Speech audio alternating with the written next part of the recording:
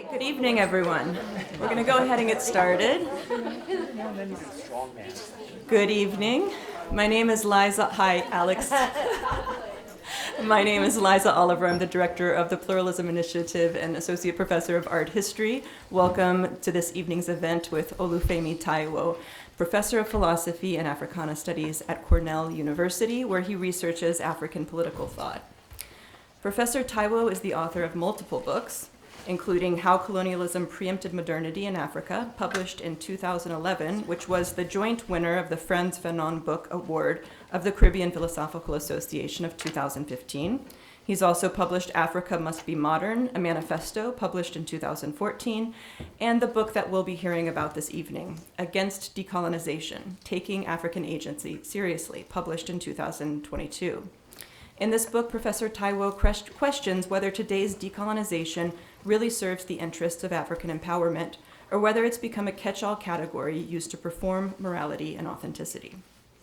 All of our events here are dialogue-based, as you know, and this evening, Professor Taiwo will be in conversation with our own Chipo Dendere, assistant professor of Africana studies here at Wellesley. Professor Dendere teaches on political science and democratization in the developing world, and she is the author of Death, Diversion, and Departure, Voter Exit and the Persistence of Autocracy in Zimbabwe, forthcoming with Cambridge University Press early next year. So after their discussion, we'll be opening up to conversation with the audience. So please hold, and for the final half hour or so please hold your questions until that time. And with that, please welcome Professor Olufemi Taiwo.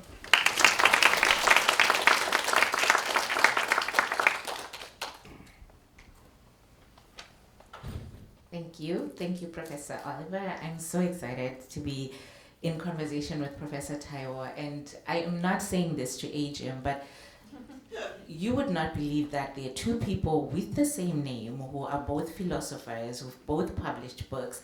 And so when I got the email, and I don't know, I was somewhere in the world to be in conversation, and of course I did the thing where you Google, and I went on Twitter, and I didn't realize that this Professor Taiwo is not on Twitter. So I start talking to the other Professor Taiwo, who also has a book, and I'm like, I'm going to be in conversation with you about your book.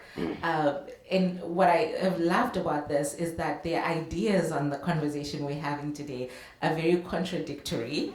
So it's been fun to recalibrate my brain. And then we had, I think, a really good phone conversation a few weeks ago in preparation for this. I wanted to set off by saying, when I teach African politics and when I think about colonialism, I realized that actually 2 years ago, I went to Nigeria for the first time, and my mind was blown. And in fact, I felt guilty that for many years I had taught African politics without ever visiting Nigeria. I think it's something a bit criminal to do that, because the experience of West Africa in all of its diversity and richness is very different from my own experience, having been born and raised in Southern Africa. Southern Africa colonialism and colonial patterns are very different than what you see in West Africa. Our food patterns are very different. When my daughter came back, if you ask her to tell you what she remembers about Nigeria, she says the food was very spicy. And this is very in contrast to Southern African food, where we do not have any spices in our food, which I blame on colonialism. And I think Professor Taiwo would disagree, but I'm hoping that towards the end of the conversation, we'll bring it back to food. So I'm going to start with a hard question, because I read your book, I watched many conversations with you.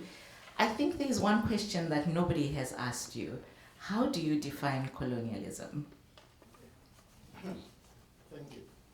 I forgot to say, welcome to Wellesley. We're celebrating our 150th anniversary.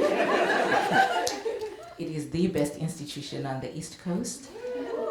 Yes, I also gave him a bar of our Wellesley chocolate to take home with him. So he is well endowed with Wellesley gifts. So I will give you mine. Okay, it's good.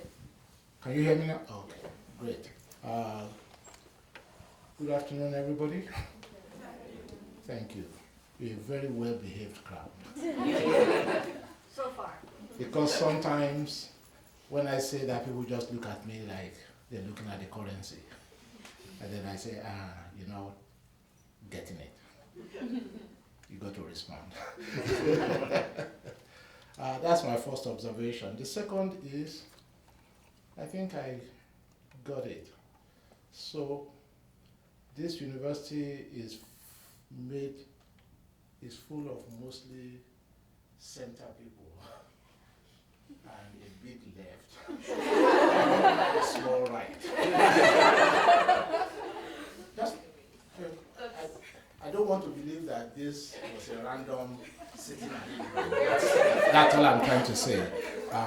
But if I happen to be wrong, my apologies. That's the second thing. The third thing is, as I told Professor Oliver when I got the invitation from her, I'm always grateful when people spend time on the junk that I put out. And I always like to share with audiences that I don't expect what I put out to resonate with everybody. But what I strive for when I write to share with the public is to ensure that anyone who stumbles on the piece does not walk away thinking the time they have spent on me, which they are never going to recover, has been a waste. So even if you disagree, and you disagree vehemently with me, if anything I write that you spent your time on does not make you feel like that time was wasted, I am good. And that's also what I will hope for this evening, given that there's 1,000,001 things all of you could have been doing with this time, that you chose to spend it with, Professor Dendere and myself, and hear us argue with each other. I hope that at the end you say, I'm glad I went. But even if you don't, as long as you don't think, what a waste, I'll be good, okay? So you have asked me a very big question, which unfortunately I will not be able to do justice to here. But at the same time, I will not change from my pattern of not shilling for anything I've written that is not in front of you. But I did do some work where the very first chapter is titled Colonialism, a philosophical profile. And the entire chapter is devoted to figuring out exactly what colonialism is, its history, its many manifestations, and all that. So I will try to just give you a very brief, so that we can move on to other things. So let me start with a confession. I have many now that I make. I'm a universalist. And in the decolonizing industry, that's a capital offense. And that's because I believe that when all is said and done, humanity is one. And the way that I know that is that I say to my students, anytime you see two people and you don't speak their language, but you see one doing this to the other, what they are saying is, you messed up again. Because I think that that's what we are made to do, mess up. The only thing that differs is the language in which we do it. So having said that, when you now take colonialism, you find that it has a very long history in the human experience. It is not something that the West, so-called, or Europe did to the rest of us. It is something that has dimensions all across the world. China and Japan, Japan and Korea, okay, Russia and all of Central Asia, among the Greeks way back when, okay, and in the Mediterranean continuum, And then you come down to Africa, and how can you have empires without colonialism? And many of those empires were not homogeneous in terms of their demographics. And in their constitution, usually those at the top are not of the same kind as those at the bottom. So what we then have to do is to figure out the historicities of colonialism across all these boundaries and across time. So what, and this might be my way of shortening my answer to your question. So my interest is in what I call modern colonialism. And that's because colonialism in the modern age has peculiar features. And the most important of which has to do with that element of modernity that inaugurated the principle of governance by consent. So that remains a contradiction at the very heart of modern colonialism. So it does not matter whether we're talking between Turkey and Greece, between Netherlands and England, between France and other places. Once you come to that point, it is unacceptable to rule over people who have not consented to your rule. That's the first part. The second part is, again, let's come to Africa. And I'm glad that you said, your experience in Nigeria and all that. You have settler colonialism in South, East, and North Africa. Meanwhile, in South Africa specifically, you have British colonialism. There's no record of the Dutch colonizing local people. Rather, they wanted the land, which is the logic of settler colonialism also in North America. That's the reason why this US till tomorrow has never had a coherent, quote unquote, Indian policy. Because all they wanted to do with native peoples was to eliminate them. It wasn't to govern them. And some of the chicaneries that they employed to avoid that by saying, yes, you can have sovereignty over this, measly land and so on and so forth, is not coming to bite their descendants in the rear. Because when they signed those treaties, they never intended to honor them. They said it, they wrote it. Now they have a Supreme Court that says, East Oklahoma belongs to native peoples, return it to them. Based on treaties that those who signed them never intended to honor. But they cannot wish them away. Now you find native reservations in the US who now use that sovereignty to set up casinos, and governors want to barge in on them, and they tell them, we have control over this, and there's nothing you can do about it. You don't find that logic of settler colonialism anywhere else. Okay, that's the second part. And then you come to Africa, you leave South Africa, you go to Algeria. The French, who are colons as they call themselves, again, were not interested in administering local people. They wanted the land. So that's why when things change in France, well, actually things didn't just change. All the back and forth after 1830, of restoration, of, we're going to keep the land, we're not going to keep it, and all that. All they wanted was to have the place and never have to deal with the native people. That did not work out. Okay.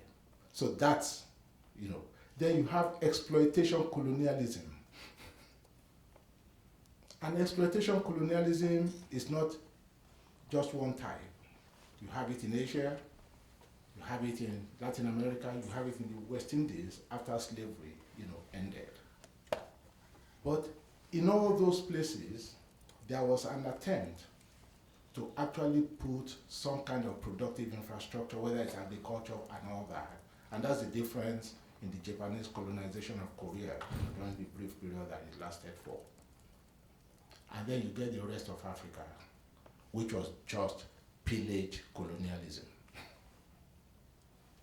And that is special in the world. So those are the kinds of distinctions that drive the work that I do. So that when I want to talk about colonialism, it's not one thing, it's not the same thing. And that's why I said in the book, I would like to see decolonization discourse by Africaners. Because people forget that when the British arrived, they colonized both local people and Afrikaners. That's what led to the Great Trek, to try to move away from that, And that's why Britain did black people a bad hand in 1910, when they did not care about black interests and just handed independence over to white South Africa. And that got its logic worked out in 1948, when the Nationalist Party took over and they went with a vengeance to restore Africana pride. Welcome to apartheid. So again, you got complications there that when people talk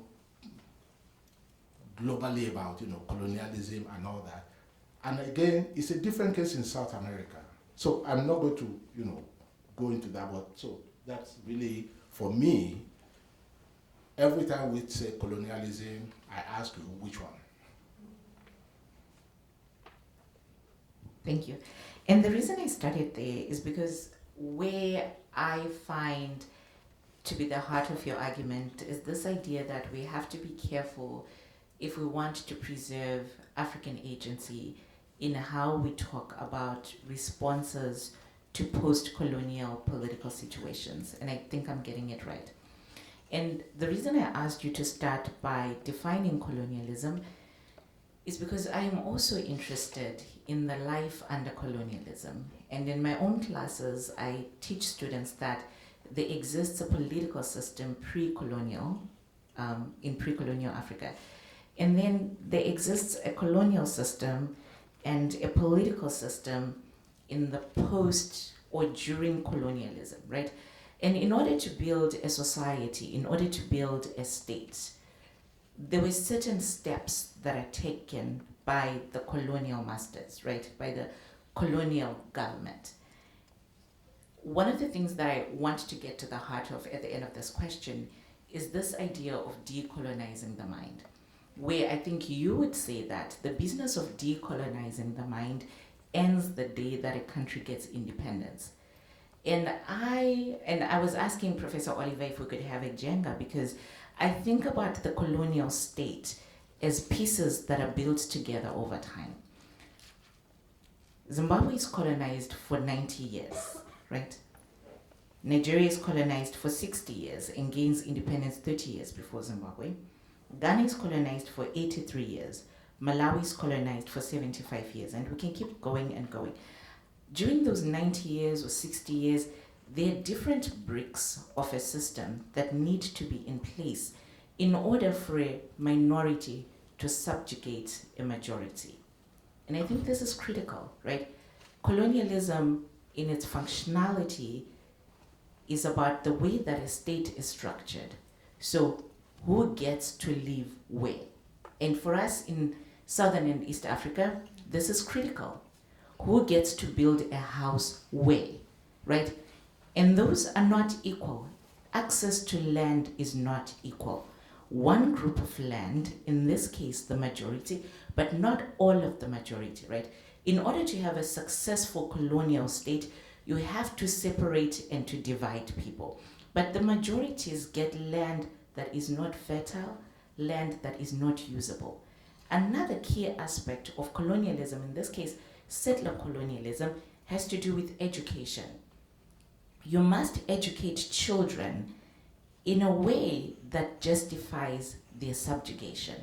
So for 90 years, you have a people who are being educated in a way to sustain that subjugation.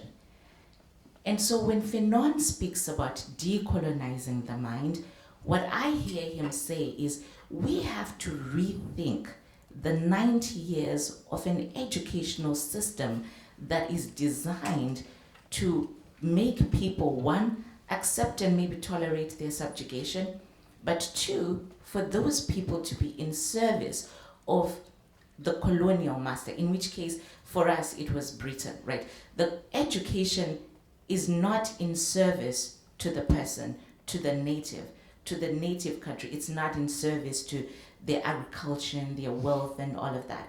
There's one of my favorite pictures towards Zimbabwe's independence. So there's 3 women that are dancing, and one of them jumps up high to this level. And I've often thought to myself, what was she thinking would happen the day after independence, right? And so when you say that the business of decolonizing the mind ends after independence, then I push back and say, how do you end 90 years of systematic, of deliberate, of an invested education in subjugating the people? Because there's April 18, 1980, if we're thinking about the Zimbabwean case. On April 20, 1980, the mind is still the mind of a colonial state. And so in order for people to be fully independent, it's not just that the Lancaster House agreements have been signed, or this country has changed the flag from these colors to those colors, right? It's what do we do with the structure that's been built over these 90 years? And that's where I would love to hear more from you of what do we do after independence, the day after independence, 5 years after independence, with an educational system that was designed for 90 years to be in service of colonialism. This is still on. Okay. Thank you very much for that question. I think the assumption that your question is based on is very problematic. And here's why I think so.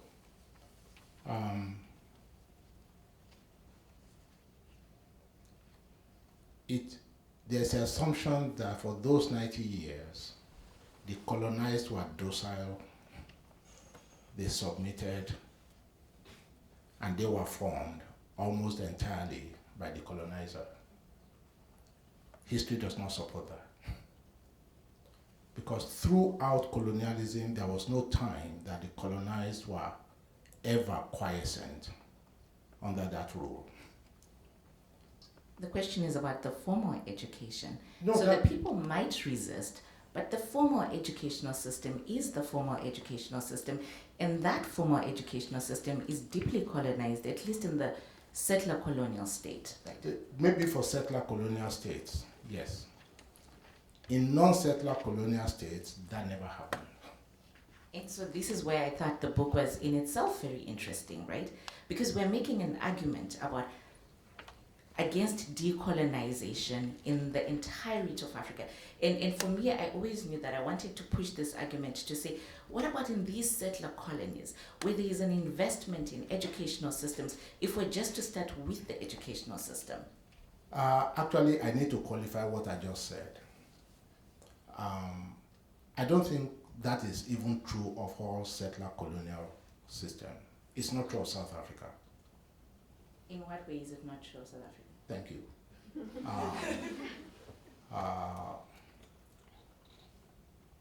While colonialism and apartheid, well, let's forget apartheid, while colonialism lasted, you had a factor that people do not pay attention to, and which for me was something that I used to construct understanding modernity in Africa, which is the factor of Christianity.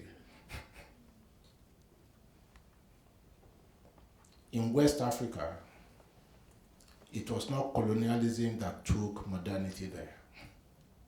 It was Christianity. And in the early 19th century, with the abolitionist movement, well, actually late 18th, but early 19th, and with the abolition of the slave trade by Britain, early 19th century, and so on and so forth, many of those evangelicals went to Africa, and that was the second evangelizing mission in Africa. The first was in the 16th century in Central Africa and parts of West Africa, which eventually, failed. But while it lasted, as my student who just finished his PhD, found out, again, people have buried the agency of Africans during that time, and the fact that the King of Congo considered himself the equal of the King of Portugal when they were both trying to get the favor of the Pope who used to rule the world back in the day. So even at that time, part of what I'm challenging is this narrative of the permanent subalternity of Africa in history. It never happened. And I'm not sure that anybody claims that, right?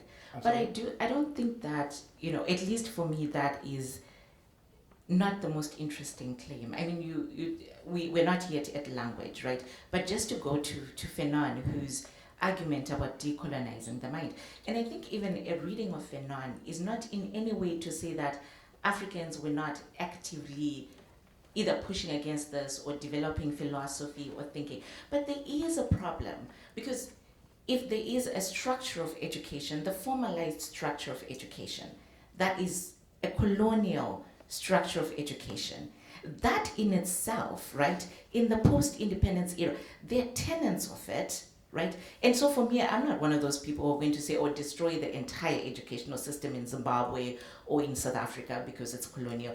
But I do think that the premise of the educational system needs a rethinking, a relooking, and you have to say to yourself, now that we've gained independence, and the purpose of Zimbabwe or country or Kenya is no longer to grow tea, right? So I say to my students, the British drink a lot of tea, right?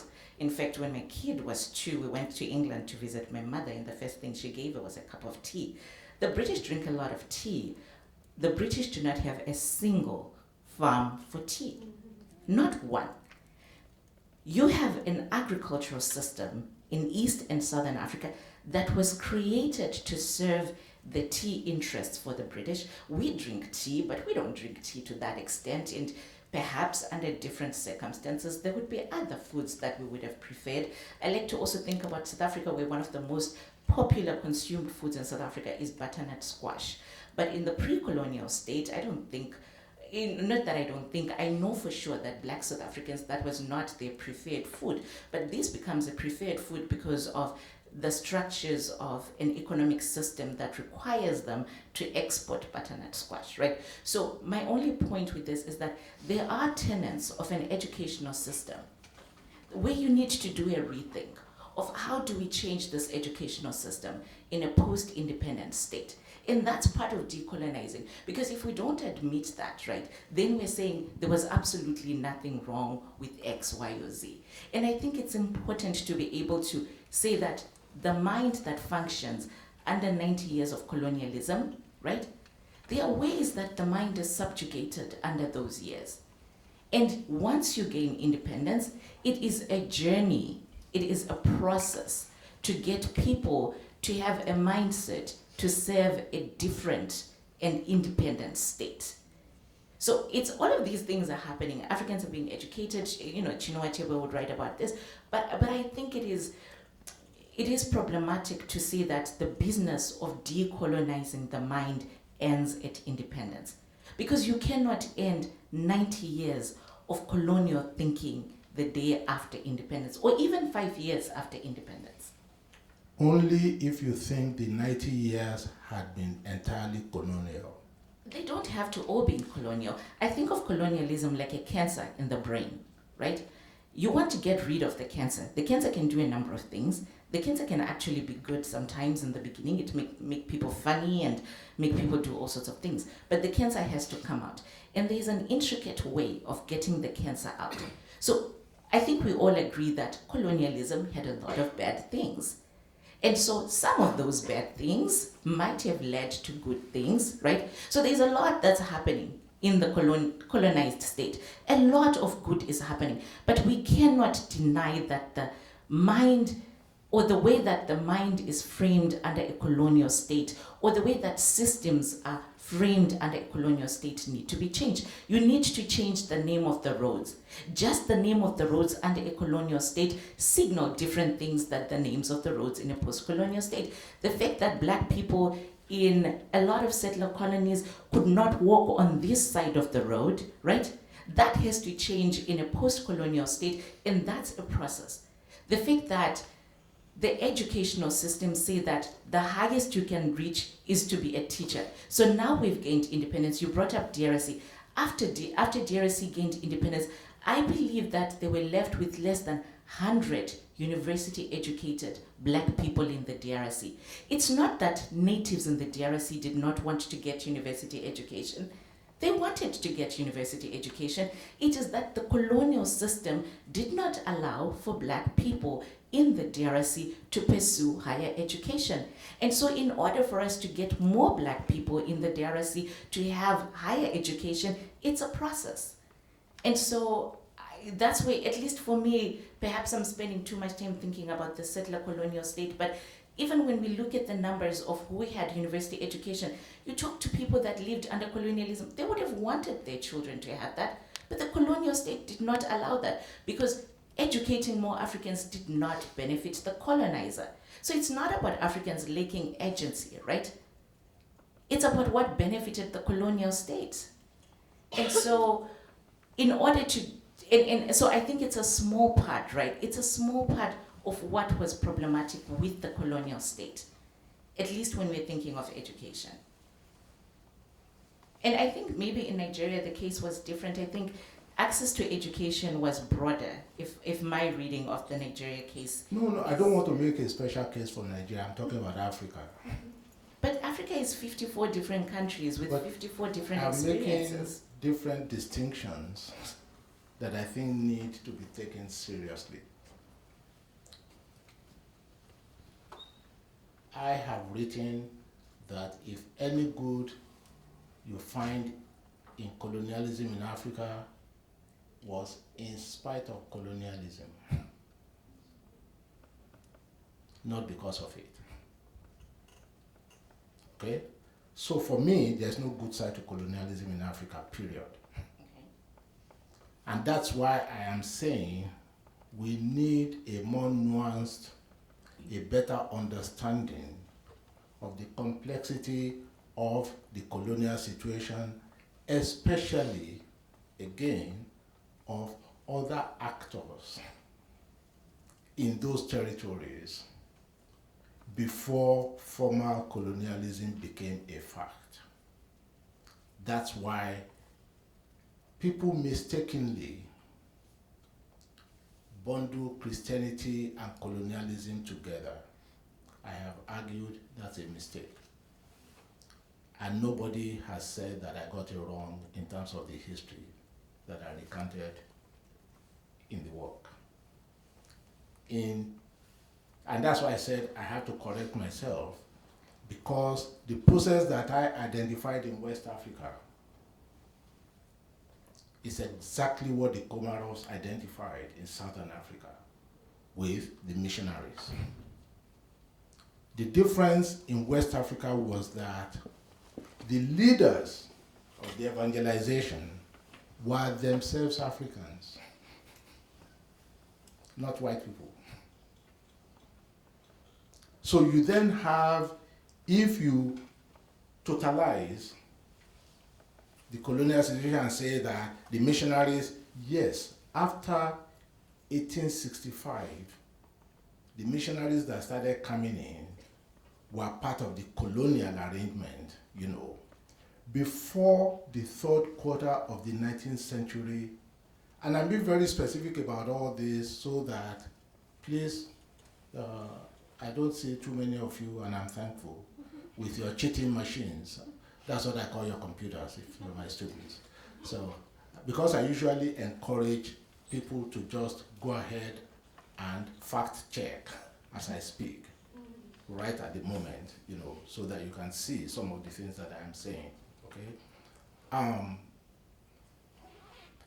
And when that first wave of evangelization took place in the 19th century, they were led by Africans.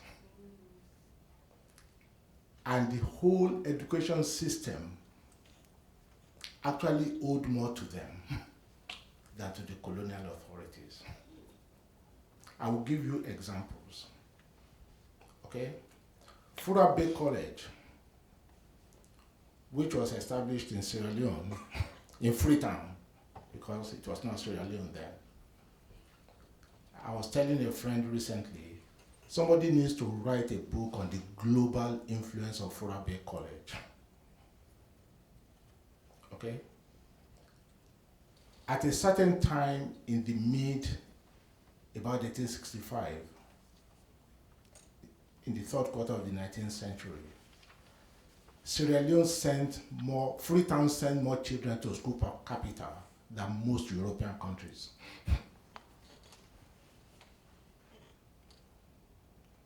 Okay.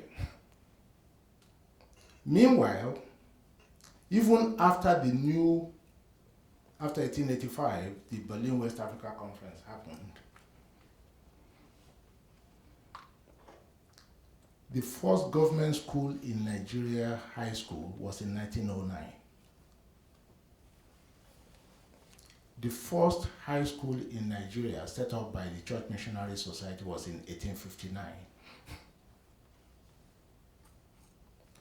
And those schools were peopled by Africans. So, Africans had a 50-year head start in education, inspired by Western whatever it was, before colonialism got in. So if you now try to say that it was all colonial education, then that means that you are retrojecting to a time when colonialism was not even there. And then giving colonialism power to have made things happen before it even showed up. I don't see how you can support that. You can, because, well, and that's not what I'm saying, right? So they are pre-colonial states that have educational systems. Then you have an educational system under the colonial state, right? And it leads, so Zimbabwe gets colonized in 1895. The first missionaries that the UK sends, or England, I guess at the time, there's actually a reverse, and I want to point this out, that the traders came first, at least to Southern Africa, and there are all these stories that many of us grew up with on Livingstone meets Stanley, and then he says, it is this Stanley, is it you, all of that with the missionaries, right? The missionary school that exists under the colonial state, yes. So one of the things I like about this conversation is because there has been this big debate in Zimbabwe, particularly on Twitter, and Zimbabweans and Zambians, where they're saying, well, life under colonialism was better. Life under colonialism was better because missionary schools provided education in rural areas. And the problem with the post-independent state is that the post-independent state has not built as many schools as the missionaries did under colonialism. And I look at these debates and I think, well, should we really be praising colonizers? But okay, let's take on face value that the post-independent state has not invested in education, has not invested in healthcare in the ways that people would like to see, right? And I think in one of the things that you wrote, you were saying that the problem with the post-independent state, where African states should take their own agency, is that they have not developed Africa at the extent that they should. And a lot of us can agree with that. I can agree with the fact that the land reform in Zimbabwe, the land reform that has been proposed in South Africa, the land reform initiatives that people are talking about in Kenya, have little to do with serving the average person than they do with serving the elites. So there is that. But there is no disagreement that land reform is needed because land distribution under colonialism was problematic. If Africans had been left to their own devices, right, in thinking about how they use their own land, would we have the same levels of abject inequality in land distribution? So the problem goes back to colonialism in terms of how land is distributed in this region of the world. Again, what has been done post-independence, the two things can, what I think I struggle with your book is this idea that these issues are so separate, right? That what happened under colonialism ends at independence, and then a whole different political system and life begins after independence, in that these two things are mutually exclusive. And I think they are not. I think there was an interest, right? The colonial countries, after a country gains independence, since we're speaking a lot about Nigeria and Zimbabwe, let's think about Nigeria, for example. The British interests in Nigeria don't end because Nigeria has gained independence. The British interests in Zimbabwe don't end because Zimbabwe has gained independence. We must also acknowledge that rebuilding states for young post-independence African countries was complicated. It's not that there is no agency. It is that there are 1,000,001 issues that need to be addressed immediately after independence. So even when people say that, well, the educational system under colonialism provided more education, etc., it is still true that more children were not getting educated. It is also true, to your point, that the type of education that had started pre-colonialism is paused, right, in service of an educational system that exists under colonialism. And so in order to right that, right, in the post-independence era, we need to think critically of what was wrong with the colonial state. But this doesn't take away the agency from leaders to say, well, you're pocketing more money than you're putting in the hands of the people. So I think my main contention with this work is this idea that these things are so separate from each other and we can put them in little baskets and that they are mutually exclusive. And I don't think they are. So I just want to say one thing. We only have 15 minutes left before we hand over to the Q&A. So I want to make sure we hear some of Professor Taiwo's responses. So I just wanted to give a time warning.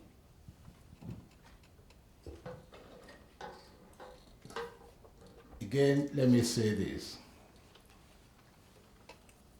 If the point is about education, because you move from education to land, education for me is the key. People want to say that everything that happened under colonialism was colonial. That is a denial of the agency of colonized people, because you have to ask, what were they doing with whatever it was that was being done to them? So I don't give any consuming power to the colonizer because I know better. It's also interesting, and I said that in the book. It was this, as I call them in my book, these graduates of the Missionary School of Modernity who fought colonialism in the name of the same principles that colonialism pretended to have taken to them. You cannot dismiss that. In fact, it's interesting that in all the places, those who wanted to have what the colonialists lied that they were bringing to them all got jailed. And the colonial administrators were more interested in propping up many so-called native institutions, even when the natives themselves had said, we no longer want this. I had a name for it. And Africa is still paying for that till now. And this is where I draw a contrast between India and British colonialism in India and British colonialism in Africa. The British went to India with the aim, they said, of creating a class of Indo-Saxons who would modernize, install modernity in India. People now know how well they succeeded looking at Modi dismantling all those institutions in the name of Hindutva. When they came to Africa, the arch-philosopher of British colonialism in Africa, Lord Lugard, who started out, by the way, as a mercenary in East Africa, and later became the person who put Nigeria together, said, and please pay attention to this, in India, we gave them, quote unquote, an education of the intellect. See how well it has worked for us. When he came to Africa, because of his racism, because he said Africans are natural prevaricators, therefore what Africans needed, and he said that we were incapable of understanding logic, that the only logic we understand, again, quote unquote, is the logic of the prod. So he said what Africans needed was character education based on religion. Africa has not recovered from that till now. Okay? Meanwhile, he then waged war against all those that I call the African graduates of the Missionary School of Modernity, who were establishing schools. The school that I went to in Nigeria was established by somebody who went to Furabe College,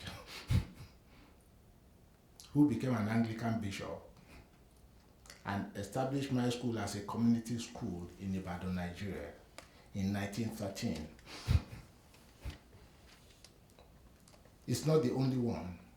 All across southern Nigeria, Ghana, if you've ever heard of Achimota College, and all that, none of them had nothing to do with colonial authorities. Yes, after 1885, the colonial administrators started imposing standards and all that. And again, the situation was much more complex. I wrote it in the book. The colonial administrators did not want Africans to learn English. They just wanted them to learn enough English for them to be able to do the, menial jobs. It was the Africans who said, no, we got to get a grip on this language. And they did. So when you read all this stuff about decolonizing, is this what you get from them? No. Either because they don't know, or they're being fraudulent. Let me be very clear about this. Don't take my word for this. And these were the people who created, the person who led the team that created the script for my original language, Yoruba, was a Yoruba man himself. The only one of its kind in Africa. So when you take all this together, then it becomes for me very difficult to accept this overweening power of colonialism that does not take account of the many ways in which the resistance of the colonized manifested itself, and how the colonized, and this is the most important thing for me, exercise that human option of choosing, even from those with whom they are in conflict, even from those. So the whole decolonizing tool, as I call it in the book, which you now call, you are saying decolonizing the mind, that's where the problem is. And I did not say that decolonizing the mind ends with independence. I said colonialism ended with independence, period. And when people say, oh, there was no colonialism, part of what I did in the book was to say, Nkrumah was the one who came up and said, we have no colony. But I introduced another African thinker that nobody has ever heard of, but should. Olufemi Awolowo, who said, neocolonialism is what we do to ourselves. Now, I'm not saying that he is right. I am saying, please read Nkrumah in juxtaposition with Awolowo, and then make a case for why you believe one rather than the other. I think that's what scholarship requires us to do. And not to go on with this business of thinking that Nkrumah has said the last word on neocolonialism. And I actually try to show in the book how Awolowo and neocolonialism and Nkrumah were on the same page, because Nkrumah was saying the fact that we now have independence does not mean that these SOBs will not find a way of doing to us what they always did, but now not to be able to do it directly. And Awolowo said, after we got independence, the business of determining our own destiny came into our hands. That we have not done so is something that we have to take a responsibility for. And I'll just give you one ongoing example right now. In Nigeria again, the richest man in Africa, Dangote, built a $20 billion petroleum refinery in Nigeria. $20 billion. The so-called trade unions in Nigeria are trying to sabotage it to continue to import fuel from the big oil companies. Guess what is going on? Dangote is now exporting refined petroleum products to these United States of America. When Ethiopia wanted to build the Grand Renaissance Dam, the World Bank, everybody, they told them, the US, this is not viable, you don't need it, and all that. They could not raise the money. They built the entire thing, $5 billion worth, without getting a penny from anybody in Ethiopia. Egypt and Sudan tried to sabotage it because they said, again, another example of, for me, the nonsense of continuing to talk about colonialism after independence. Okay? Egypt and Sudan said there was an agreement that was signed under colonial rule that gave more water to Egypt and Sudan of the Nile. And Ethiopia cannot change that. They threatened war on Ethiopia. Ethiopia said, bring it on. They built the dam. It's now operating. It can make Ethiopia self-sufficient in energy and sell power. It's already selling power to some of the surrounding countries, including Egypt and Sudan. So the point I'm making is, once we got independence, and I'm not going to be very brutal because I've been brutal in other places we have talked, unless you're assuming that colonialism permanently damaged African brains, there are many things we could have done differently that continuing to massage colonialism as the cause of our problems will keep us away from doing it. And that's what pisses me off. And you look at India. I'm glad you talked about tea. You know what? I was an undergraduate in the mid-70s in Nigeria when India, some company in India, bought control of Lipton.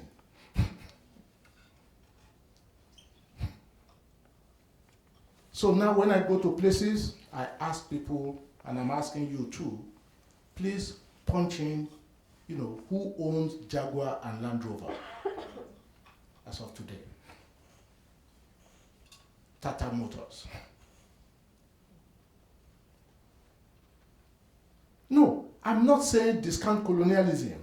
I am saying stop giving it power it never had. If you are not sitting down to rethink your schools And that's why many of the people who do decolonizing are very happy to take all kinds of meaningless positions from these places. Because they say, oh, this is the place to fight the battle. I'm sorry. If you have self-awareness, as I told the leader of this movement in Africa, who accused me of being enchanted with modernity. So I wrote to him and I said in my book, I wish his country and mine had been enchanted with modernity. He and I would not be prostituting ourselves in Europe and America. Because that's what we're doing. There are worse things to be than being modern. That's my point when I wrote Africa Must Be Modern. And I challenge people all across the world, take any country, including the most recent China, that has decided to go on that modern path that is not better than any place in Africa. Then we tell our young people, oh, you know, modernity is Western, it's white, it's Eurocentric, it's all the nonsense. Other people take them, Japan, South Korea, and then we go to South Korea to beg for arms. This is the point of my book. We have agency. Our agency was not demolished. It may have been weakened. There are many things we can do differently. That's why I wrote the book. That's why I used the example of the Caribbean to say, no. They engage in modernity, they run judicial systems and so on and so forth. They've never had coups outside of Haiti and Grenada. Every election in Jamaica is a mini civil war, but they make it work. They are black too. That's my point. And when people tell me they want to decolonize the university, yes, shut them down. Bring your past. You had your own universities or equivalent? Yes. My point is a very simple one. If Africans think that these institutions that they inherited from colonialism are not for them, chuck them. But if you're going to hold on to them, please make them work for your people in such a way that they uphold the dignity of the littlest African. That's my point. And others would say that perhaps that is the win of decolonizing, right? When we make things work for our people in a better way. And so we will open it up to questions. Thank you so much, Professor. And I hope our students have witnessed how you can have debate with people that you disagree with and still be friends. Thank you.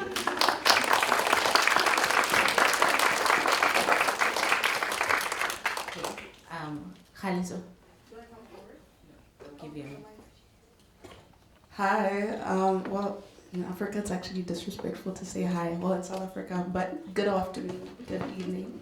My name is Khatliso Miataza. I'm from South Africa, and I just had a question about something that you said about choices. So when you were speaking about Nigeria and you were speaking about education, or you're speaking about Africa after colonialism, you said that a lot of African countries or a lot of African leaders choose some of the paths that they make. So you made an example with Dangote, and I've actually been reading a lot about this because of the traffic that it's been causing in Lekki. Sorry, I'm so nervous. You guys are looking at me,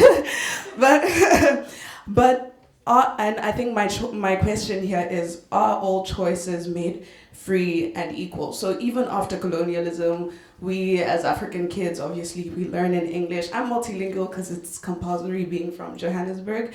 But we make the choice to learn English as a lingua franca, or we make the choice to wear a certain way or do certain things. But are all of these choices that we make free and equal, and are they choices that we're forced to make because of circumstance? And I guess I'm asking this question because even though the choices that African leaders have made are choices that they've made out of their own volition in some sort of way, it's also because of the powers that be. So I don't know much about Nigeria's context, and you can correct me since you are Nigerian, but even just looking at oil and how the harbor of Lagos is such a lucrative harbor, not just for Nigerians, but for the world as a whole. Or even looking at South Africa's Durban harbor and the control around that. Even if South Africans or Nigerians were to say, okay, this is how we're going to control, and this is how we choose to do things and to help things benefit us, there's going to be a lot of backlash. And so a lot of African leaders, even in practicing choices that are bad for us as citizens, are practicing choices because they are forced to make those choices through money and through neo-colonial control. I hope you understand what I'm saying. So even with education, I think, but anyway, so are all choices made free and equal? And I didn't phrase this well, but I just, yeah. Is that for me? Yes, that is for you. I'm an artful dodger, so I try to duck all the time. No, not all choices are free and equal. But that does not mean that, people don't make choices. And my point is a very simple one. When you look at the rest of humanity, many of the same obstacles face other peoples. But not in the same ways. Not in the same ways, but how do we study how other people make those, choices in spite of all those obstacles? I mentioned the example of Ethiopia. Ethiopia is not the first. South Korea was the first in terms of building a steel industry. I mean, even with Egypt and the Aswan Dam during... Thank you very much. Okay, so my point is, don't let us start from the position of our choice is controlled. We are too weak. When I hear everybody say, the West will not let us do it. Or we do it and we die. Oh, actually, that's a better thing. I'm sorry. Why? Because sometimes I hate to do this to you.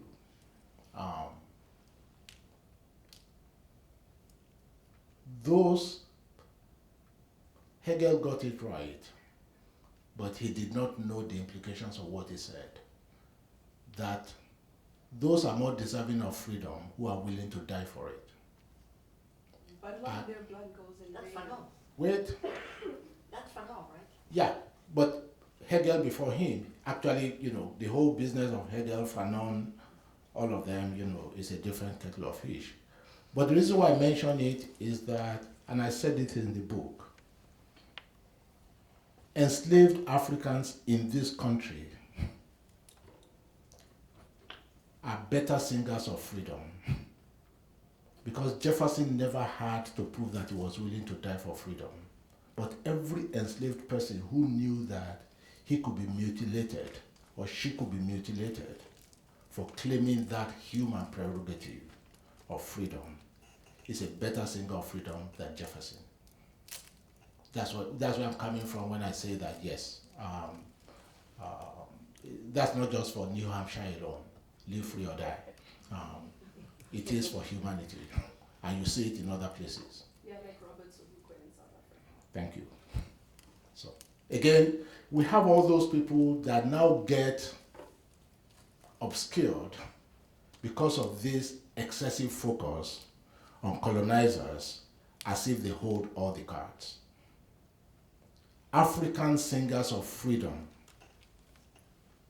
are never taught as such because everything is reduced to anti-colonialism, and that's the reason why post-independence, all the debates about delivering the fruits of independence were not just about food. Africans are not pets. No. They are not about feeding people. And I've written about this in a different place. If that is the case, then, we might as well just say that we are no better than pets. No. Human dignity is beyond food. And we know in the culture that I grew up in and in other parts of the world, there are times that you rather starve than eat the bread of misery. And I grew up with that in the culture that I grew up in. We need to let people know that. And that actually affects the class I'm teaching right now, which is called Ethics and Society, Aid and its Consequences. That class used to be called Aid and Africa. And part of my fundamental argument is, like Dambi Samoyo, aid to Africa should have stopped 10 years ago.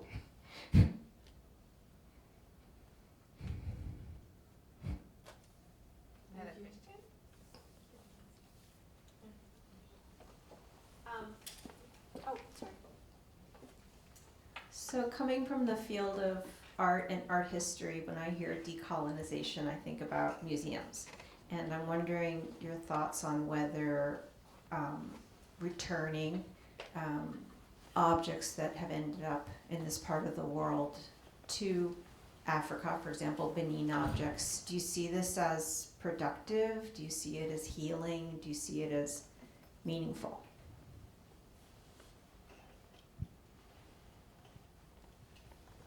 I'd like to plead the fifth on that. It's not allowed here, no. At least you have to tell us why.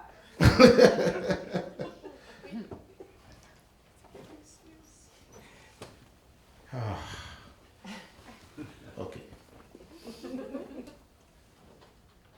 Remember where I started from about the oneness of humanity.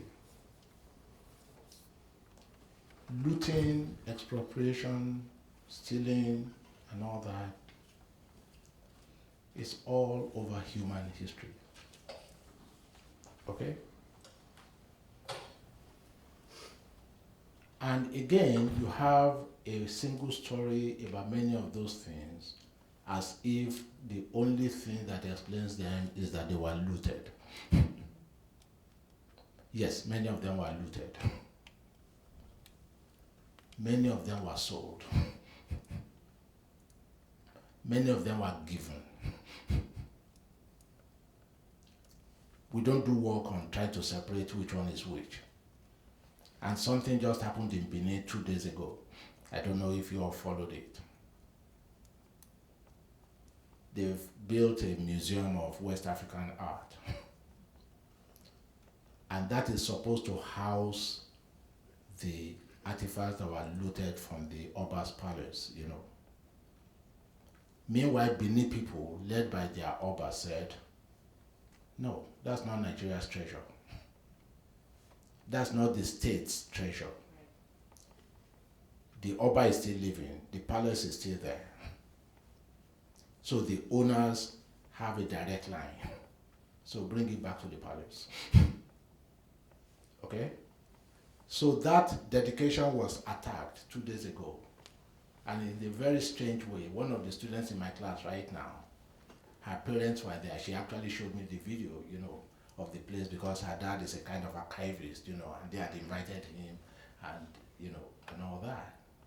So I then explained to my class, to her yesterday, that the ex-governor of the state where that museum and who made that museum to be built fell out with the Oba, who is the descendant of Ovorame, direct, because it's patrilineal and it's primogeniture, you know, in Benin. Okay, so they were not even talking by the time he was voted out of office. His time ended and all that. And he was using the power of the state to sort of make this into a private enterprise. So that's why people went to disrupt, you know, what they were doing. So the debate we need to have about where this thing should be taken back to is a whole different kind of debate. And I'm just using the Benin example, you know, as one. Then 3, they're talking of those that have been taken away from way back. I happen to know, as a student in Nigeria and all that, the racket that used to go on about monuments and antiquities. and the fresh looting that was taking place in the 20th century by people who are supposed to be custodians who are selling them. And I can bet you, unless something changes, many of those things are going to find their way back here. That's what I would say. I hope that's some food for thought for all of us. So that's why I didn't want to go into it. We need, again, very serious, we are scholars. We need to take that, especially scholars from my part. I don't care what the outsiders think. When we get our act together, the world will notice. That's my attitude. And also take back the art. Yes, it is important to give back the art. A lot of it was stolen, before independence. Yeah. So it should be given back. Okay.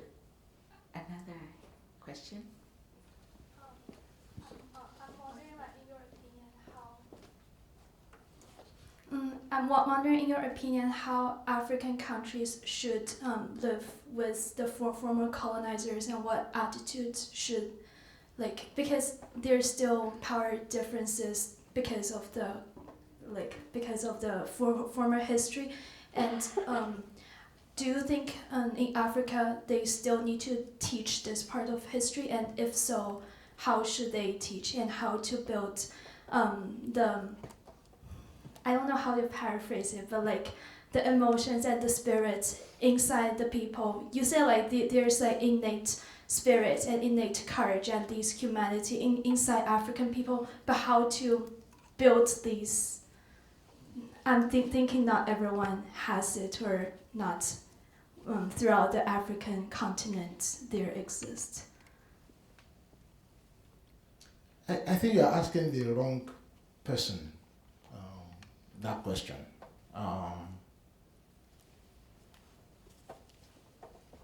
I happen to have been very fortunate when I went to school.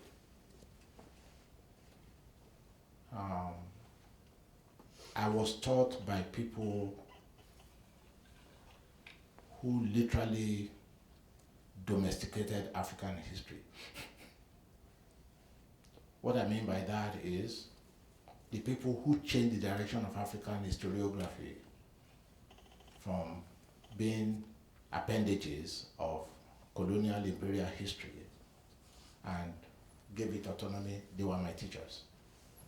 So that's why I've never had any anxieties about that. And my generation, generally speaking, we have lost something in the last 40 years, which is part of my complaint, about all this, because when I went to give a talk somewhere, and then the student who recently graduated from University of Nigeria, Nsukka, said, well, we are not taught all this. I said, who are your teachers? Because I thought that we left that behind, a long time ago. So again, something is going on within our countries that we need to have internal conversations about, rather than external, conversations. And I always wear it as a badge of pride and honor that there's no history program in this country that can match the history program that I graduated from at the University of Ife. Let me be very specific about it. As a student of history at Ife, I studied Russian history. I studied history of Europe. I studied the history of European diplomacy. I studied American history. I studied East, South, Central, and South African history. I studied Nigerian history.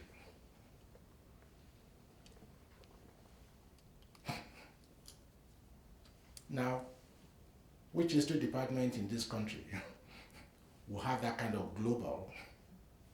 As an undergraduate in history, if I'd done a history thesis, I was a double major, I would have written my honors thesis on the war in Vietnam. That was how broad we were in our training. To now find a situation where people are telling me that it's imperial history they are being taught again makes me sad, but all the same makes me want to find out, where did we go wrong? That's a more important question for me. I cannot speak for other countries, but I do know that Nigeria and Ghana do follow this path. And when you look at the most important, some of the most important, African historians who actually pushed back against colonial, who said our history is not an appendage, of colonial history. Yes, many of them, Kenya, Tanzania, South Africa actually, Nigeria, Ghana, yeah.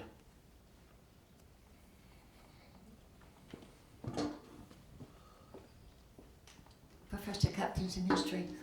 Professor Taiwo, if you got that kind of an education at the belly bottom of the world in Ife, which is, I think, a very spiritual and amazing place, Thank you. how come that you are now at Georgetown, and I'm not using the word, you used the word, prostituting yourself? This is the Yeah. Cornell professor. Cornell, excuse me, yeah, sorry, that was earlier.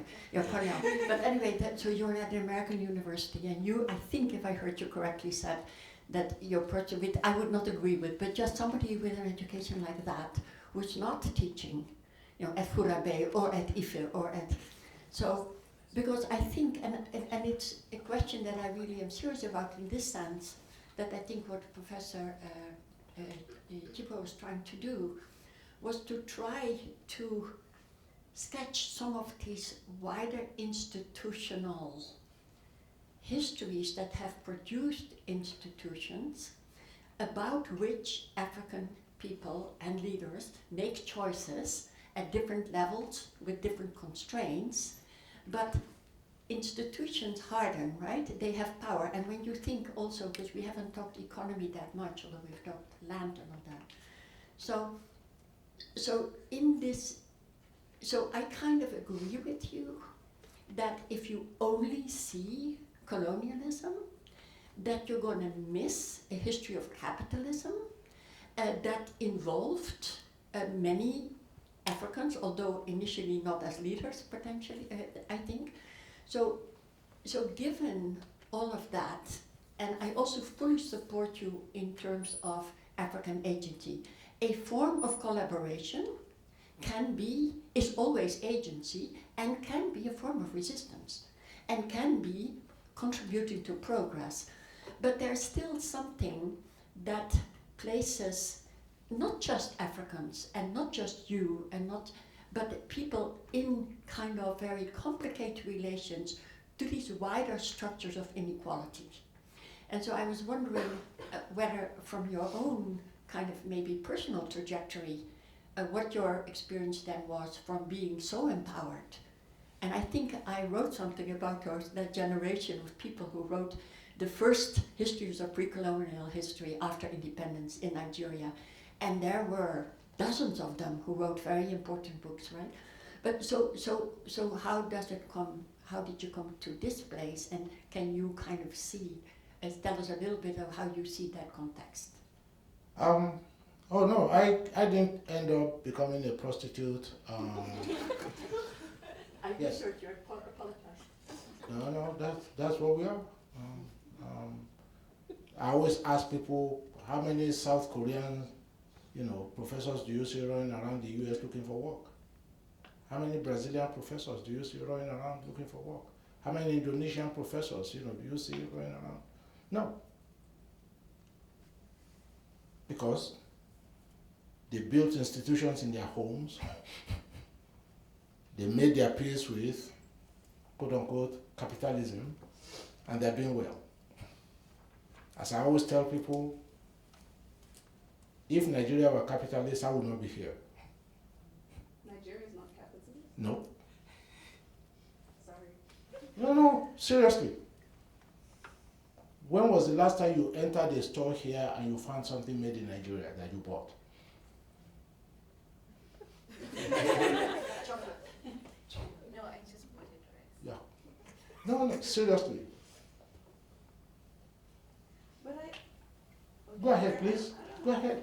I mean, African countries can never be capitalist because the source of this capitalism, or the source of capitalism is Africa. So even for us to be producers, I think people would rather bomb the African continent than for us to be refining. I mean, Dangote is like refining his own oil, but there's so many systems and mechanisms behind capitalism that rest upon the African continent not refining its own goods. And even when you look at the Berlin Conference, right? The Berlin Conference proliferated colonialism within the African continent, but it was created because all of these royal families, who are cousins, by the way, I saw that picture, I was like, aren't you guys all family? But anyway, because they needed new markets and they needed more bodies to house those markets, right? So even coming from South Africa, what does South Africa create besides beautiful people?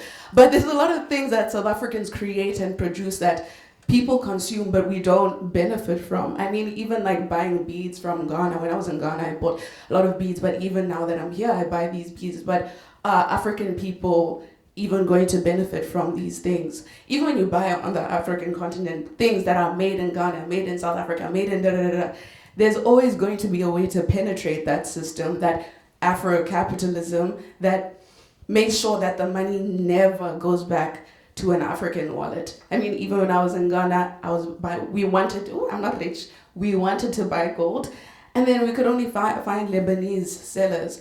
When I'm asking my friends from Nigeria to bring me materials, of course it's from women, from the markets, but even accessing that, even accessing people who produce clothes, Nigerian tailors and Nigerian brands are always talking about how a lot of these things are made expensive by this capitalist system, and capitalism rests on the bodies and the shoulders of African people and African lives and African debts. So to even fantasize about it, and then you even made an example with India, like India can do that. And I've been to India. I don't think it's a country that you can necessarily glamorize because also the inequality exists there. But you can't compare the African continent and how capitalism works there to countries that were loved by colonial powers as buffers to the African continent. And this is the last thing I want to say. Like, even when you're looking at the relation between African countries and Asian countries and how Asian countries in a lot of ways were buffers for colonial powers, you see that through the Bandung Conference, right? So the Bandung Conference obviously happened in Indonesia, in Bandung, if I'm not mistaken. And Julius Nyerere often speaks about, Julius Nyerere and Krum, I think, they speak about the paternalism that they went through discussing post-colonialism and even realizing that even as Black people, as African people, looking at the post-colonial trajectory of Africa versus Asia, it's going to be different because the way that we were colonized.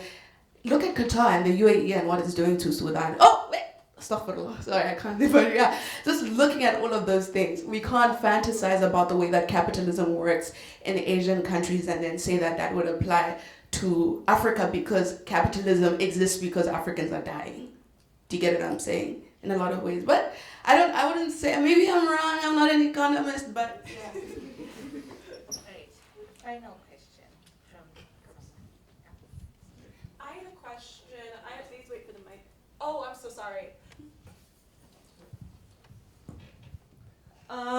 I had a question about nationalism. I know you mentioned very briefly on the topic of Hindu nationalism and the idea that that was at its root decolonization, and I wanted to talk more about that in the way where it's like, how do you differentiate between decolonization and a rise of nationalism, and how can it be avoided? I think for both of you guys, I'm very curious about the perspective of like, how do we approach decolonization?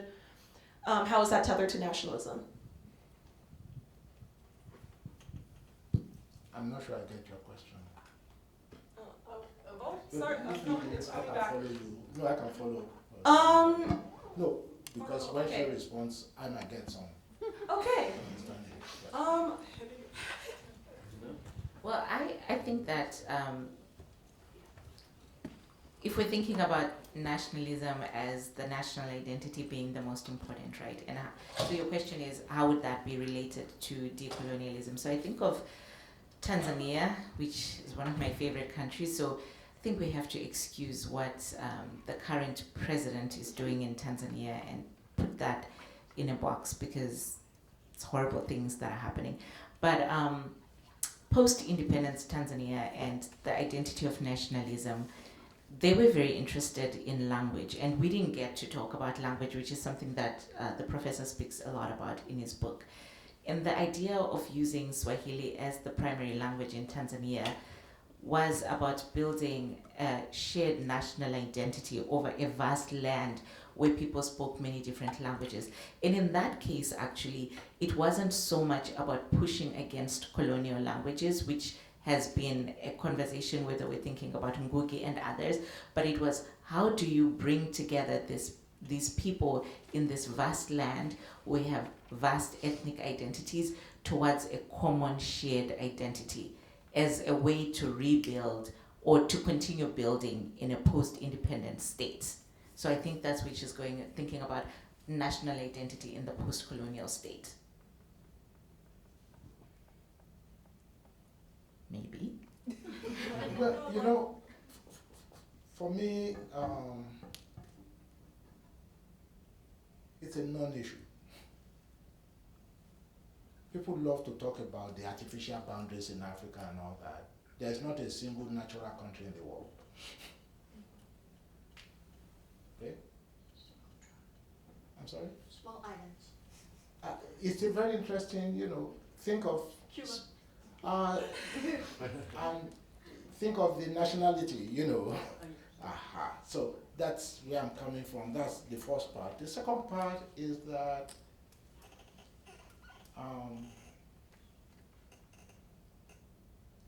what African countries should be concerned about is citizenship. I wrote a paper several years ago where I said there are no citizens in Nigeria, only citizens of Nigeria. Okay?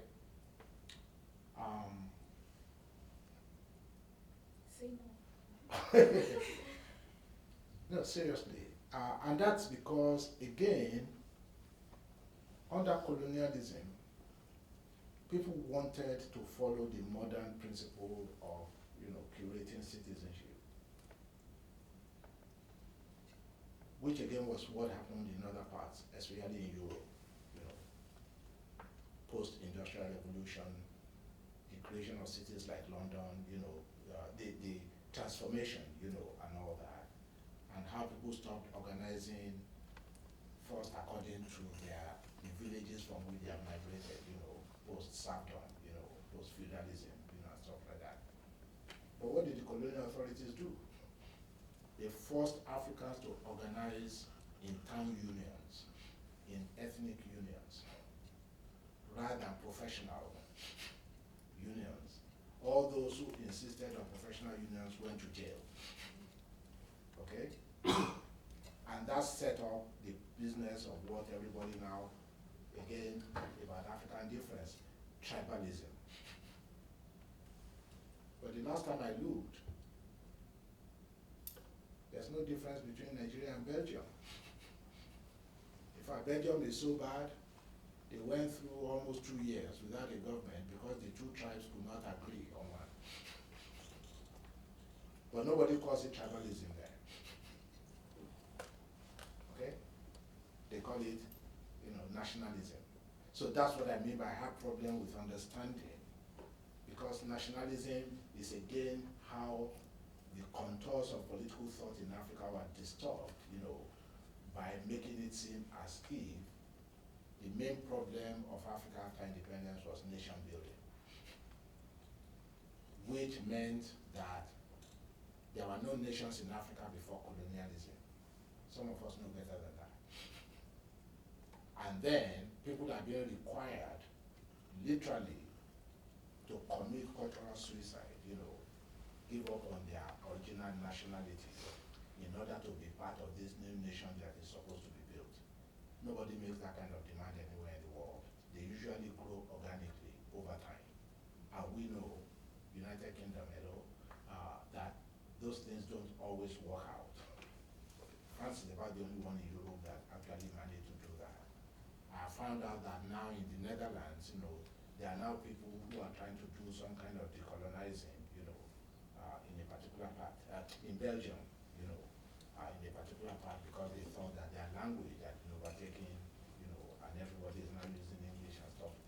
Again, all these things are going on in all these places. So the point I'm making is that our business should be in letting those nationalities be, while we now create citizenship, which will be a kind of supranationality, that everybody shares in the singular.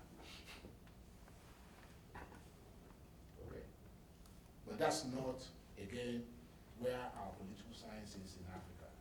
That's not where our philosophy is in Africa, So we just continue again what the colonial authorities, were doing, which was to pretend that Hausa is not a nation, it's just a tribe. That Yoruba is not a nation, it's just a tribe. And what you need to do is to dissolve all these tribes so that you can have a Nigerian nation. It will never happen. And on that, thank you everyone for coming. This was very lively. Thank you very much. Thank you. Please remember to Thank you very much. get a copy of Professor Taiwo's book. Oh, thanks.